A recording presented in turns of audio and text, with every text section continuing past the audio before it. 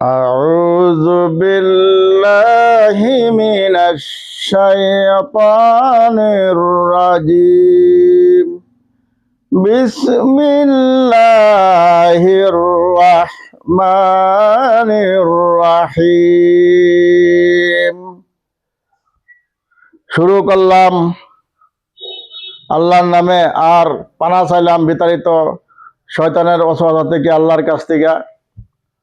আল্লাহ রাব্বুল আলামিন বলেন, আলাম তারা কাইফা ফাআলা রাব্বুকা বিআদ ইরামা যাতিল ইমাদিল্লাতি লাম ইউখলাক মিসলুহা ফিল বিলাদ।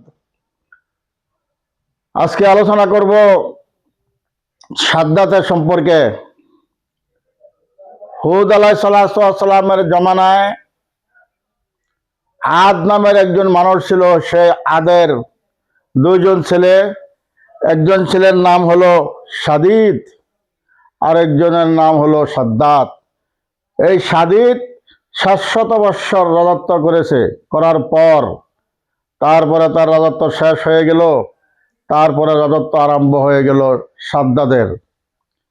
দেখেন, মানুষ তকব্বুরি বা টেম্পারি করলে তার পরিণতি কি হয় সে বিষয়ে বলবো।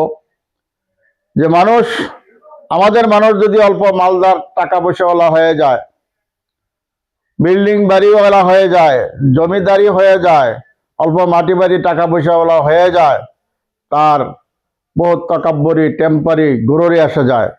আর যদি চেহারায় অল্প সুন্দর হয় তাহলে তো তার সামনে কোনো মানুষই নাই। কিন্তু যারা তকব্বুরি করছে তাদের সম্বন্ধে আল্লাহ পাক রব্বুল ইজ্জত কি ব্যবহার করেছে সে শুনেন। এই কওমে আদের দুই ছেলে সাদিদ এবং সাদ্দাত। এই সাদ্দাতের কাছে ওই সময় সাদ্দাত ছিল দমস্কের রাজা। এই সাদ্দাতের কাছে হযরতে হুদ আলাইহিস সালামকে আল্লাহ পাঠালেন। হুদ আলাইহিস সালাম গিয়ে বললেন, কুলু লা ইলাহা ইল্লাল্লাহু হুদ নবিয়ুল্লাহ।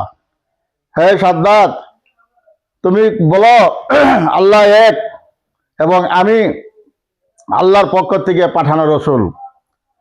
যদি তুমি আমার কথা মানো, আল্লাহকে এক বলে স্বীকার করো, আমাকে নবী বলে স্বীকার করো, তাহলে তুমি বেহেশতে পাবে, দুজক থেকে তুমি নাজাত পাবে। তখন ওই সাদ্দাতে সে আরম্ভ করলো ওই হুদ আলাইহিস সালামের সঙ্গে।